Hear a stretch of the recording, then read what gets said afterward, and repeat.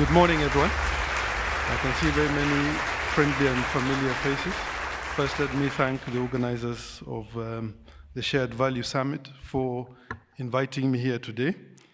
I don't usually do these events, but I am an evangelist for the Big Four, and it's my job to engage all stakeholders across the board and educate them as to what the Big Four is all about and how its purpose to benefit the country.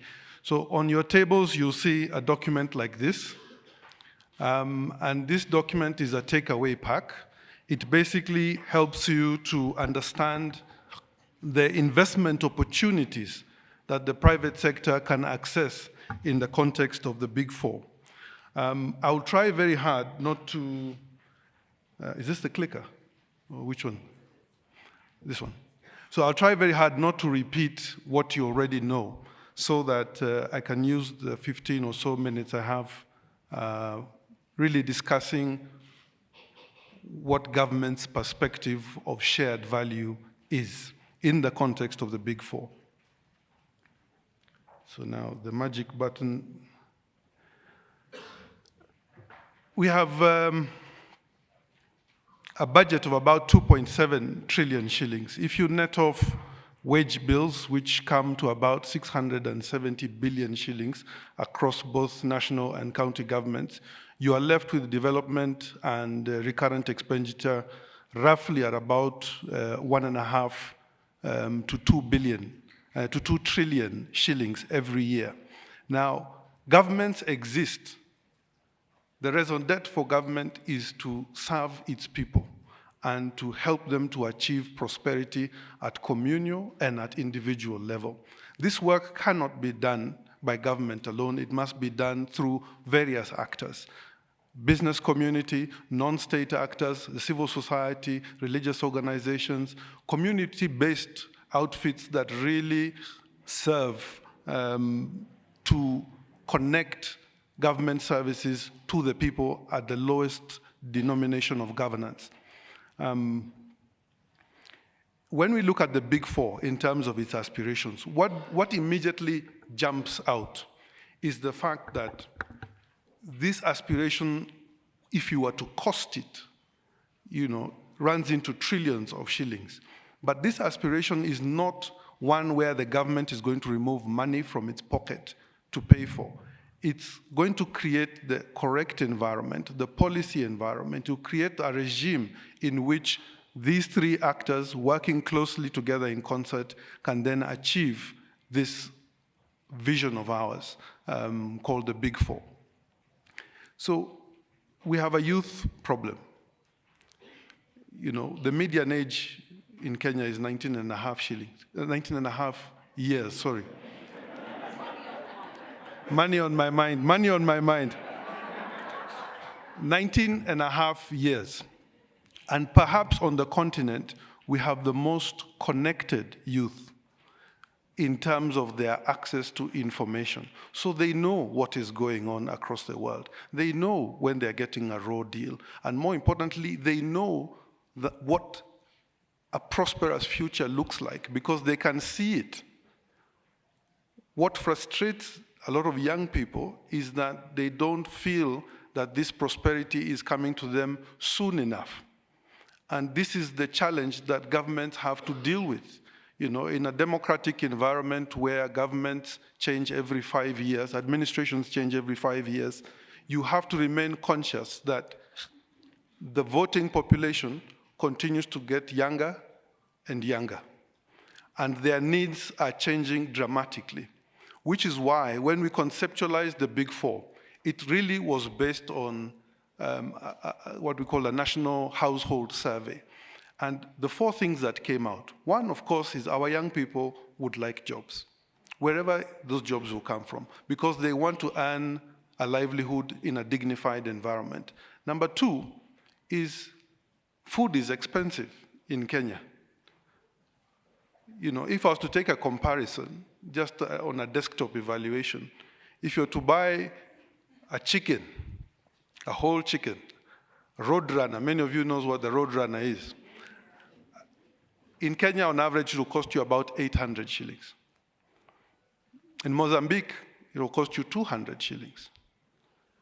Now, when your disposable income becomes extremely tied to, number one, the need to feed yourself and your family. Number two, the ability for you to treat and medicate and have a healthy household. Number three is to be able to put a roof over your head in a healthy and respectable way and space. These three things are factual. Whenever anyone asks about how did you decide which of the big four, which of these pillars you'd settle on, those three issues underpin the real situation in the country. We spend too much money out of pocket for healthcare. We spend too much money on food and don't get value for it at the cost that we pay. And number three is that most people would prefer to live in better environment. So if you were renting a home, you would want to get value for money for what you're paying. If you wanted to build your home, you would want not to bankrupt yourself in the process. Number three, if you want to live somewhere, you would want access to clean water, sanitation, security, and all the amenities that attach thereto. And this is how we came up with these priorities as opposed to other priorities. Now, immediately, you can see even from the information pack that I've shared, is that there is huge opportunity for private sector to play a critical part. And just framing everybody's role within the shared value prism, or looking at it through that perspective, I've just done a small graphic to indicate the role of business vis-a-vis the role of government. And at the very beginning, you'll be able to determine that business actually and non-state actors are the most critical component of the big four. For instance, when we look at education, education in part is delivered by government by preparing the curriculum, looking at the welfare of teachers, but the biggest disconnect today we have, primarily from the corporate sector, is that the product of our educational institutions is not fit for purpose. So a lot of panel beating needs to happen after university or after some form of tertiary education. And you find that the private sector has to take a lead in developing curricula that are more suitable for their business aspirations. A case in point would be some of the large infrastructure programs that are being carried out across the country. One of my pet peeves has always been the inability, when you walk through a construction site, there are no straight lines. If you carry a spirit level or a tape measure, you are guaranteed to find poor quality work even in the most sophisticated of buildings, because we lost a huge component of our blue-collar trainees because somehow we managed to convince our young people that the only pathway to prosperity was university. So we saw a multiplication in the number of universities offering courses that are very bizarre. I think our Cabinet Secretary for Education may have said this in other fora, but one of the most popular courses in Kenya is supply chain management. And no guessing why. Everyone wants to make a procurement decision, and not because they have any expertise of some sort, but it's because they feel that that is the easiest way for them to land resources into their own pockets. So there is some space to do. We need to change our approach to tertiary education to make these people more suitable either to be entrepreneurs in and of themselves or to be fit for purpose for the new generation of industries that are coming through and have the potential to create jobs for our young people. Secondly, is just looking at where do the opportunities lie. So yesterday, His Excellency the President went to tour one of our anchor housing programs in Ngara, what we call the Park Road development. In that development, you have already 600 people employed as builders, masons, carpenters, general laborers, glaziers, electricians, and all manner of practical, technical, vocational skills. But the reality is we don't have enough of those people. If we were to widen the scale for housing based on our aspiration today, there will be a huge shortage of these specialists. And it's why we have indicated as a key enabler within the Big Four, the need to really relook at our technical and vocational training. For us to be able to say that vocational training is cool. It's cool because as soon as you finish that course, you are guaranteed a job.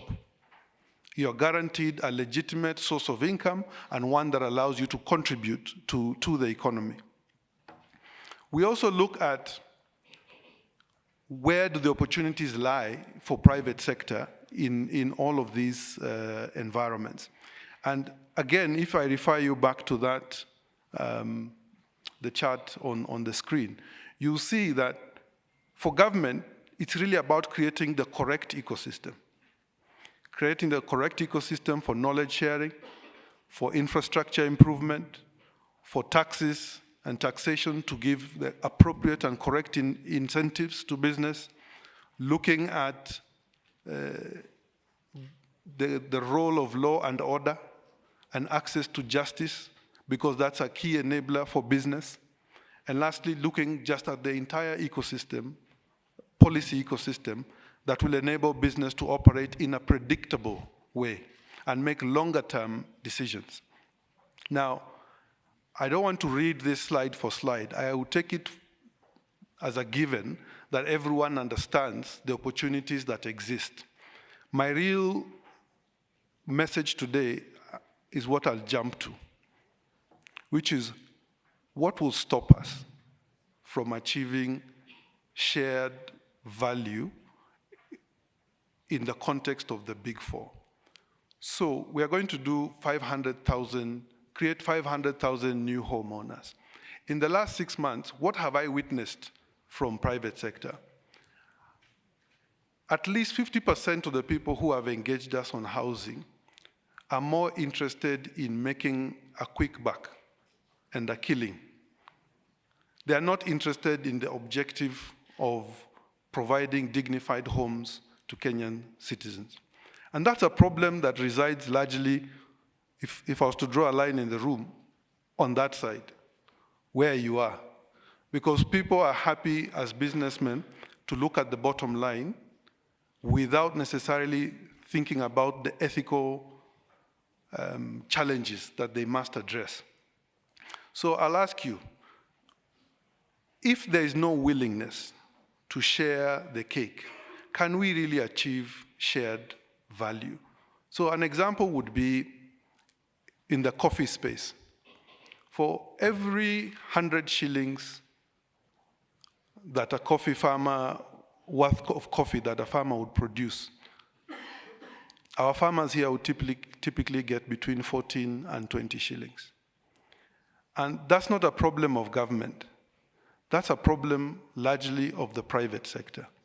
Because today, premium coffee from Kirinyaga County, I'll give you an example, would be sold at almost 800 shillings per kilo. The farmer in Kirinyaga will get less than 100 shillings. The coffee sector has been built on smallholder farms with volunteer workers, mostly children and women who go in to pick coffee berries. The profits made at the apex of coffee trading don't seem to appreciate that in a country like Kenya that produces one of the best quality coffees, both for blending and for direct consumption, is that the coffee sector will die. It will die because there refuses to be an acceptance that the farmers must get better value for their coffee for them to stop cutting their trees down to build empty, big residential estates that are empty. And many of you have driven on the metropolitan side of Nairobi, where you go into Limuru and parts of Kiambu, which were under tea and coffee, and now they're huge housing estates, maybe 20% uptake in those housing estates. But we have put entire generations out of business. We have turned our farmers into speculators for land. And the reason for this is because we refuse to share value. So for me, that would be challenge number one. The people who mill are private. The people who export are private. The people who do the last value addition for coffee and retail it are private sector. How is it possible that they can continue to profit without passing these benefits down the food chain? Something will give. And I refer you back to my opening statement. 19 and a half years is the average age of your population. If you cannot convince these children to go and take up agriculture and food production, they won't do it because there's no money. They're not fools. They're not going to go spend time in a farm if they don't see compensation coming through at a proportionate value. So what happens to that entire food chain?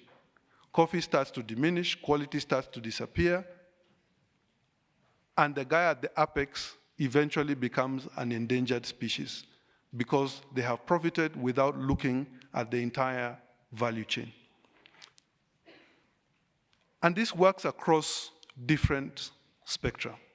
I can say the same thing for potatoes. I can say the same thing for horticulture and what we call business cash crops. The farmer gets the short end of the stick. In fact, the average daily income, household income for farmers is 600 shillings. Why would this person spend so much energy doing this farming if they cannot see corresponding value coming to it? And for a country that 27% of its GDP comes from agriculture, this is a real and present danger. Number two, is the business community willing to rethink their approach to intellectual property rights? And where does this come in? Many of you might be privy to a conversation that's been happening in the United States Senate about the role of innovation. And specifically here, a drug for the treatment of HIV called Truvada, where a month's course of treatment on average is $2,000 in the United States. Across the globe in Australia, the same drug is sold at $8. It's inconceivable that a company would want to profit on an issue such as this. Where we sit in government, it becomes a bigger and bigger concern because if we're looking at healthcare and giving universal coverage to over 50 million Kenyans, then we must look at the entire chain of the health provision, from the infrastructure to the drugs. The cost of drugs in Kenya is absolutely off kilter. It's something that is so worrying that you find in every homestead, on average, for every 1,000 shillings, over 260 shillings is spent out of pocket for health-related expenditure. Most of this is paying too much for drugs, and we're still paying too much for drugs that in most instances are counterfeit. So when you try to explain to an ordinary person that you would want them to have good quality healthcare, they can't relate because their reality every day is that they are paying for the price for intellectual property because that's the justification that is used. Now, the raison d'etre for government I mentioned at the beginning is to serve its people. So the government cannot continue to watch key commodities continuing to be overpriced on such essential social services. And rather than have an antagonistic and adversarial relationship with the business community, it's better now, within the framework of shared value, that businesses start to take longer-term positions. It will cost you nothing by selling these drugs at a more affordable cost, because the government can guarantee you a supply chain. We can guarantee you patients. We can ensure that your drug is purchased and that we can deal with counterfeiters. But the unwillingness to compromise on this is actually what has led to the increase in counterfeits. Because if, for example, a round of chemotherapy can run into hundreds of thousands of shillings every month, and the cost of that drug is 90% IP, 1% ingredients, that is not sustainable. And even if it's not now, inevitably people will fight, there will be conflict, and governments will have to take populist positions, including even what is being discussed in the US Senate about drug price controls. Because the people must be healthy. A government can be removed on the basis of inability to provide access to affordable healthcare. So something I would want you to reflect on. Lastly, and Bob mentioned this in his address, is the willingness to accept that 50% of the problem in corruption in Kenya and in Africa is sitting again on that side of the room. The KRA officers who are now being interdicted are being interdicted because they received bribes to massage taxation figures, but they didn't bribe themselves. I don't know, many of you, how many of you think they bribed themselves? Everyone is in a panic right now because in the new legal regime that allows for plea bargaining, we expect the KRA officers to throw quite a number of people under the bus.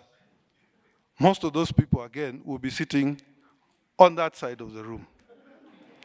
So when we talk about the willingness to confront corruption in the context of shared value, is that if we are unable to have a grown-up discourse about the role of the private sector, the role of non-state actors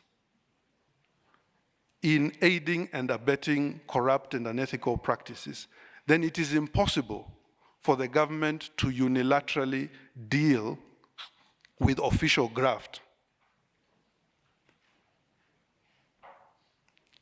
And it's important that I pass on this message because there is a lot of pressure on this administration to crack the whip on corruption based on sentiment.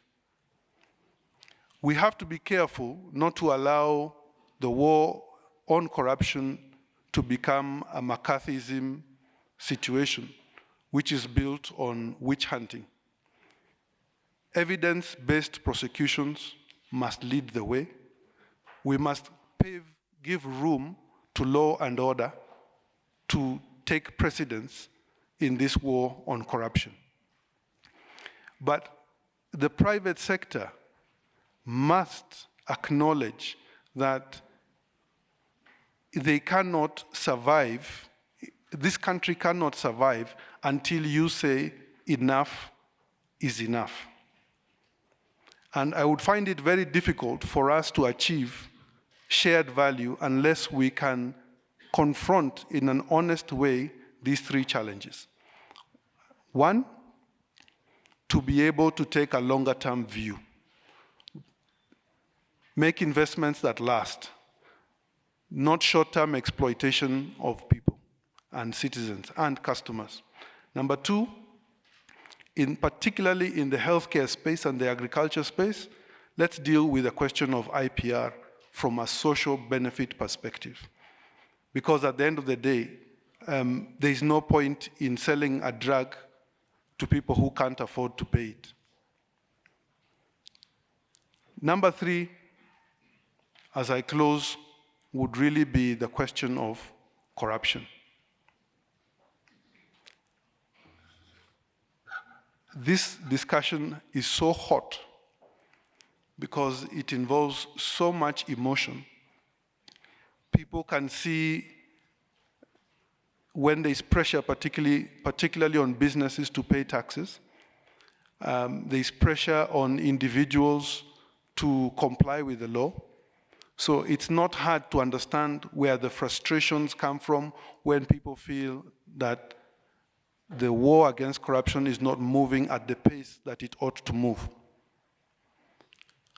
But I would like to give you comfort that, number 1, is that the rule of law will prevail. Number 2, that the business community, in order to achieve genuine shared value on the Big 4 programs, must abandon unethical business practices and must not be part of the problem on corruption. I can write a book about government tendering processes and how the phone calls come to government officials from that side of the room, where they would want to see government policies tailored not for the benefit of the majority, but for the benefit of individual organizations, so that they might profit ahead of their competition. I don't think it's sustainable, and I don't think it will help us achieve shared value across the board if we are not able to confront these issues. I thank you very much for listening.